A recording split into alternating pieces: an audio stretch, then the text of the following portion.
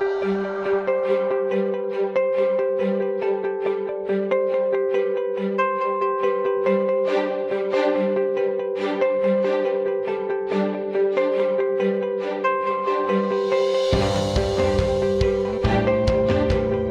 Dr. Jiang. Thank you for joining the conference. Hello, good morning. Thank you for having me here. Okay, so I have prepared quite many slides, so I will speed up to try to finish on time. Thank you again. And today I will mainly introduce the mechanisms and the research questions regarding the impacts of the urban green landscape on public health and the well-being. So let me introduce a little bit of background of our lab. We set up the lab called the Virtual Reality Lab of Environment and with the support from an international network of the researchers and scholars. With great support from the Associate Dean and Head Matthew Brown and the Dean of the faculty, Chris Webster, and many other scholars. In the past years, we have gained a good progress on publication and also the share the knowledge at different platforms such as the WHO, the World Bank, etc. So let me introduce the house. What is the house? The concept. According to the World Health Organization, health is a state of the complete physical, mental, social well-being, and not merely the absence of disease and the infirmity. So please pay attention to the first half of the sentence. That's the comprehensive definition of the health. So if we look at the this map of leading causes of the last years of life before the pandemic, you can easily see a dominating color, this kind of deep green color, across the many developed countries, including developed and developing countries.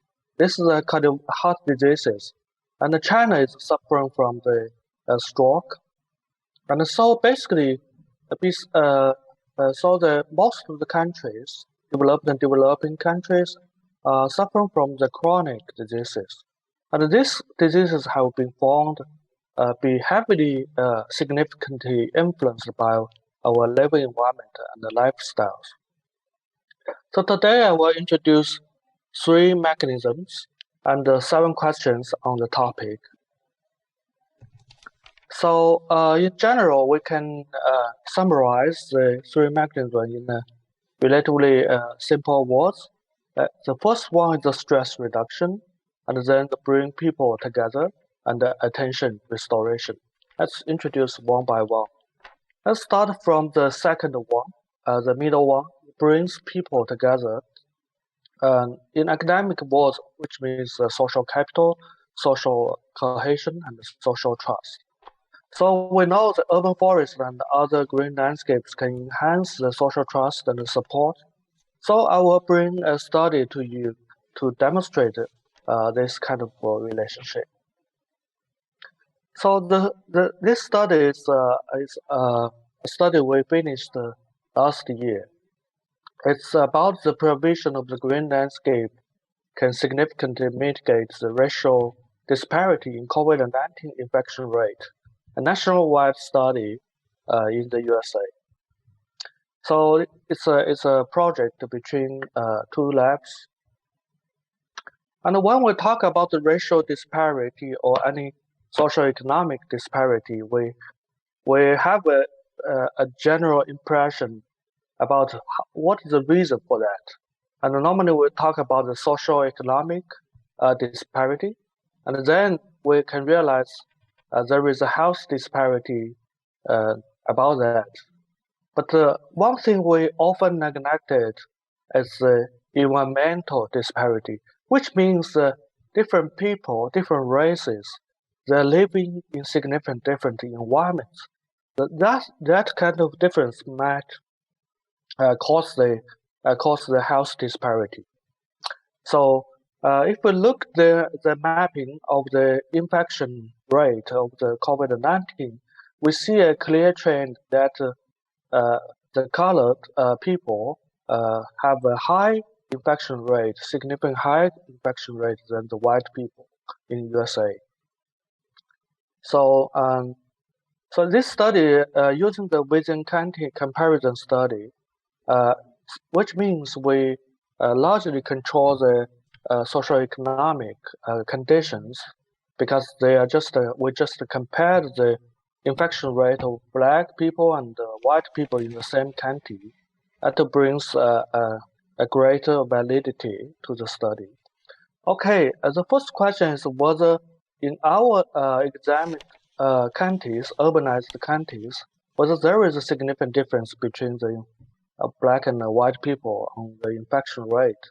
The answer is yes, it's a very significant difference. And then we put the distribution of the white and black people's infection rate on the two maps. The left one is white, right one is black, and put together. You can see most of the dots are red dots, which means the black people in this county has a significantly high infection rate than the white people. And then we also did the map for the four significant green landscape factors, and then see the distribution of that. And then we ran the regression model. You can see the layers of the analysis. The first one, we put the socioeconomic and the demographic factors in the model. Then we add the baseline diseases factors in the model. The third layer is we add the built environment factors, including the landscape factors in the model.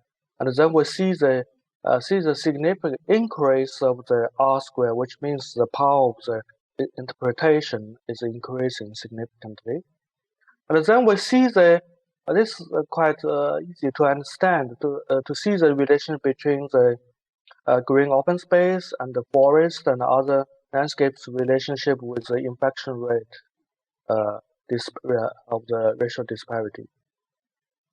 And if you look at this map, you can see the clear association, an active association between the forest percentage and the racial disparity in infection rate.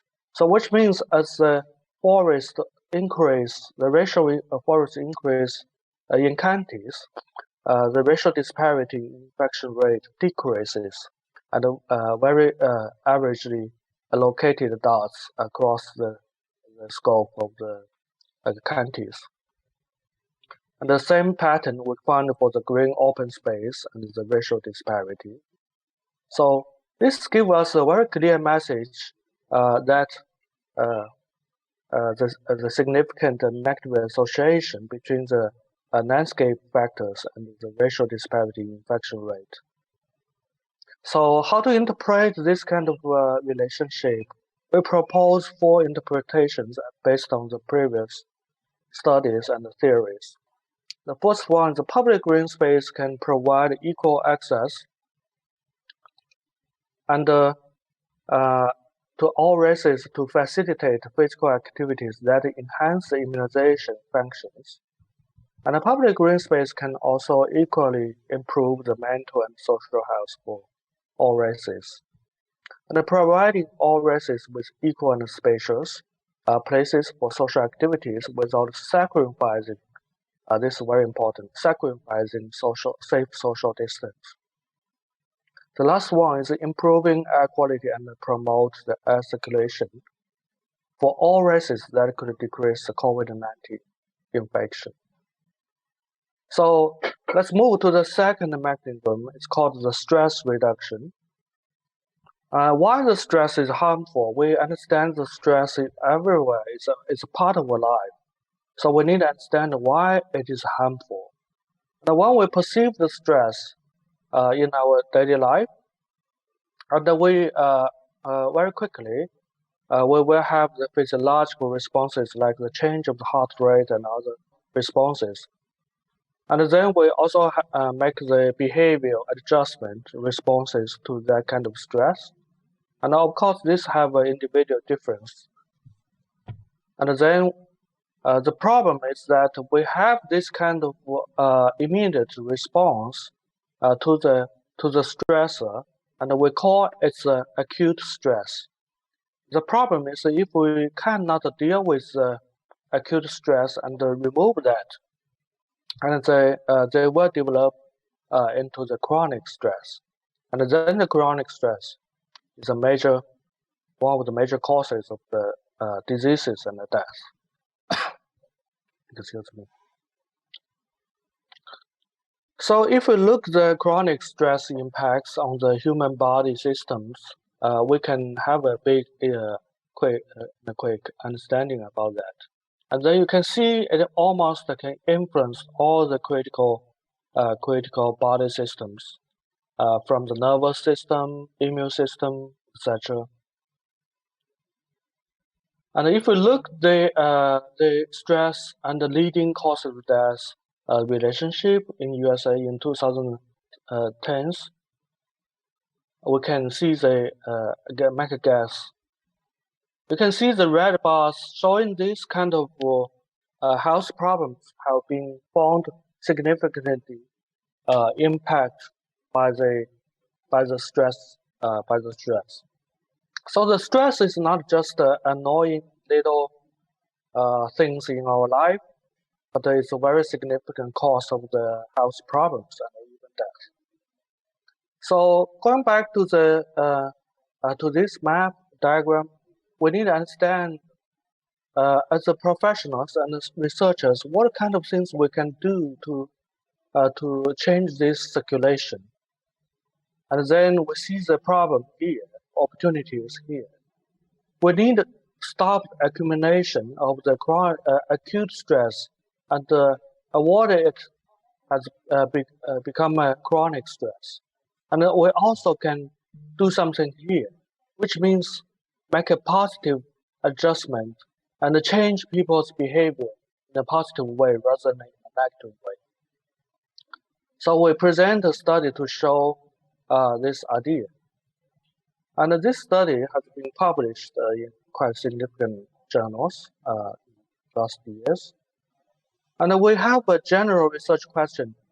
As the density of the greenness increases from the very low level to the very high level, what is the change of the recovery from the stress and from the very zero to the very high healthy response?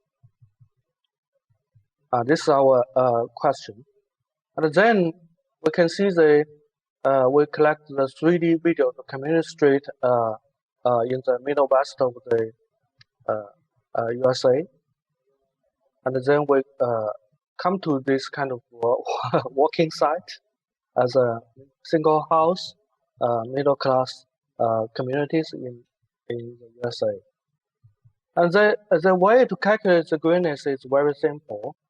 And we just calculate the tree canopy areas in the panoramic imaging. And then we got the 10 videos with 10 different levels of tree cover density. And each video is 6 minutes. And then we have this kind of experiment to test if we randomly assign the subject, the participant in one of the 6 groups, what is the difference in terms of the stress change. And we have the objective measures, and we have the subjective measures. And then let's come to the exciting part, and this is the result. And we got this line, which means if we look this, and we see the changes from the around 1.6, 1.7 to 0.7 to 1.2. And then we summarize in another way.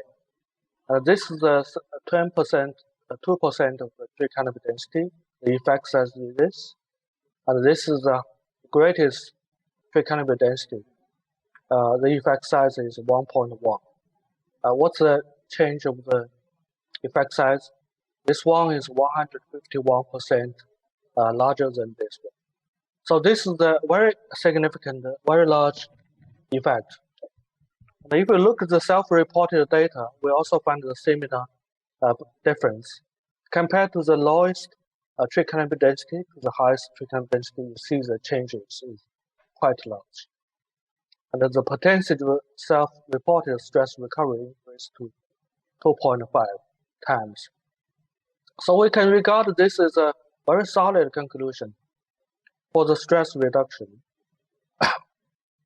The tree canopy density, or we can call it urban forest, is a very free and a very significant medicine. You don't have to buy that from the drugstore. You don't have to visit the hospital, and you can get that from your neighborhood if you have it. Another project is a Hong Kong study. We examined the significant but different impacts of acoustic visual environments on residents' mental states in the high-density city using Hong Kong as a research site. We know living in the high-density city is quite a challenge life, and we see the different things. We see the colors. We see we hear the sound. It's so distracting and so mixed. So we come to a research question. Different from the other settings, a mixture of the visual and acoustic stimuli in the high-density cities are often highly heterogeneous. And the impacts of various visual acoustic environments on residents' mental health in the high-density cities are still far from being understood. So we designed this kind of matrix, including 5 conditions of the sound and 4 conditions of the sight, from the very nature to the very artificial, at both directions. So totally, including the control groups, we have 20 conditions, and for each visual condition, we have 5 sites. So it's not a single green space or single plaza or single street. And for the sound, we have the body natural sound, natural dominated sound, mechanical dominated sound, and traffic dominated sound. And dominant sound, which means many is included. We include the natural sound, but we also mix other mechanical and traffic sound. Same for the other 2 groups. This is a purely natural sound.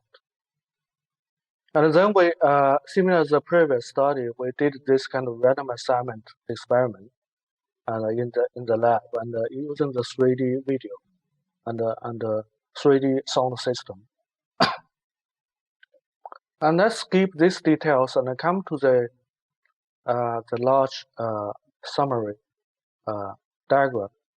And we see this is a composite mental states, including 3 aspects, including the anxiety, mood, and the sense of the tranquility. And then we put all the data together and see this pattern. You can see the difference between the fully natural sound and the natural dominant sound and the artificial sound. And we also see the park scenes is a significant greater than plaza scenes and street scenes. And one detail we need to pay attention to, you see that this side, the parks scenes are very sensitive to the combined sound environment. And at this side, it's so close to each other, which means they're less sensitive to the combined sound environment. And if we put this in a more detailed way, we can see the ranking of all different kinds of the conditions. And the top ones is the park scenes and the fully natural sound. And this side is more artificial and more negative to the mental states.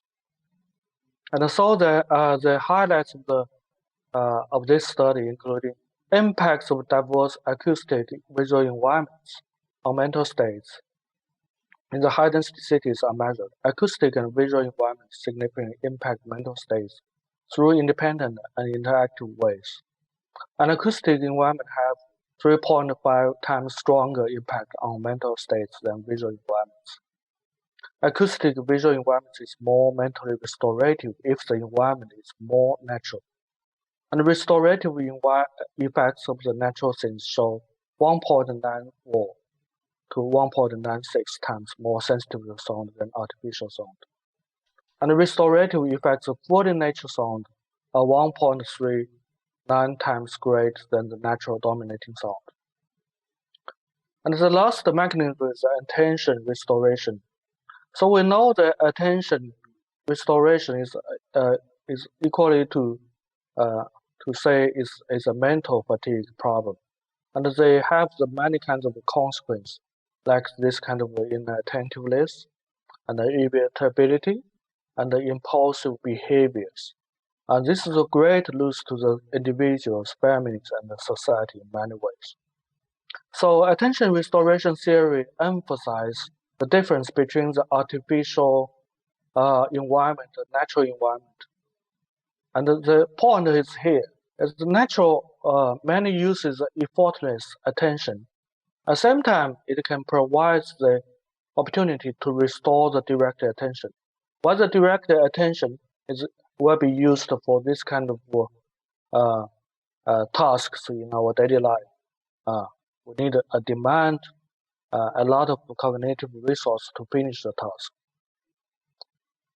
So we designed a study to see how the green landscape can interactively influence the attention, the fatigue, if we make it interactive with the usage of the electronic screens. And then we designed this study, this experiment. We have 4 conditions, and each condition we have either use or not use laptop computers, and while they're in a barren space or in a green space. And this is a barren space, and this is a green space.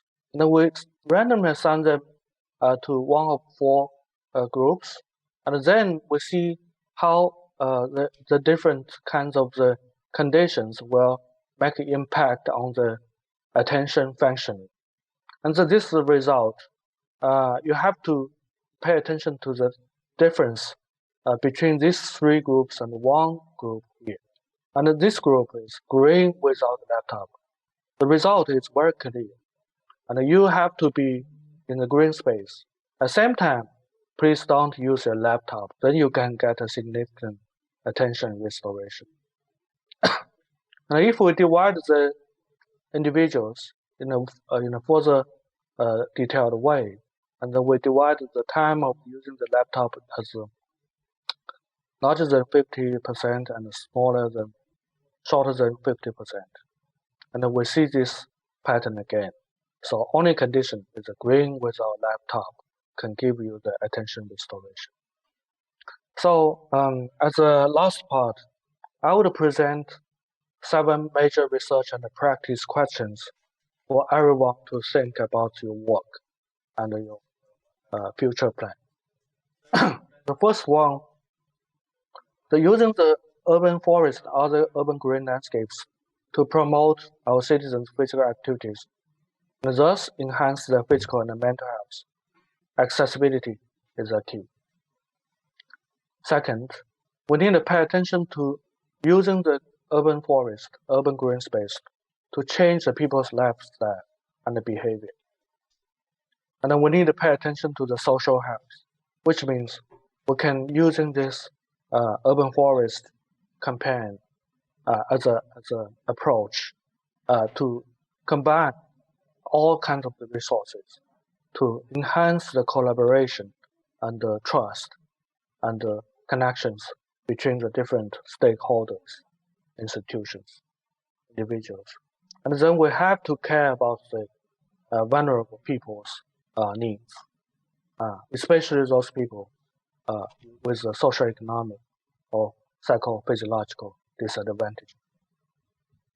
We can use the landscape not only pay attention to the visual perception, but also pay attention to pollutions, such as the noise pollution, air pollution, and other pollutions. And then we not only feel proud of our rural parks and a general high percentage of the green coverage, for the Hong Kong government and the Hong Kong society. And we need to pay attention to the every doorstep and a window with convenient access to the urban green and the urban forest. So The general number is good, but the individual level resource is also important. Social justice, social equal allocation of the resource. And then we have to think about it out of the box. We need to manage and design at a larger spatial scale and a longer range of time. We cannot only focus on the boundary, within the boundary of Hong Kong. We have to think big. We have to think a longer time. And as a summary, we have developed this kind of framework connecting the urban green landscape, of course, including the urban forest, with different kinds of the mechanisms to lead to different health problems solutions. And you can scan this to get the full text in English and Chinese. And as the last page, I would include Richard Law.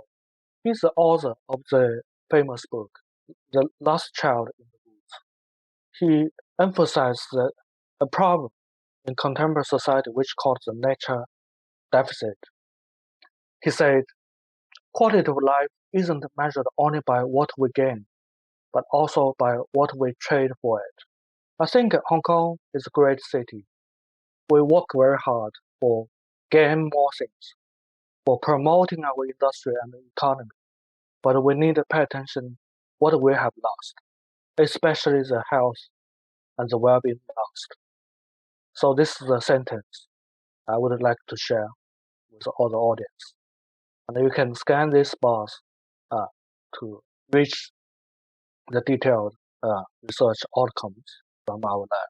Thank you so much. Thank you, Dr. Jiang. Thank you so much for presenting your informative and interesting research with us.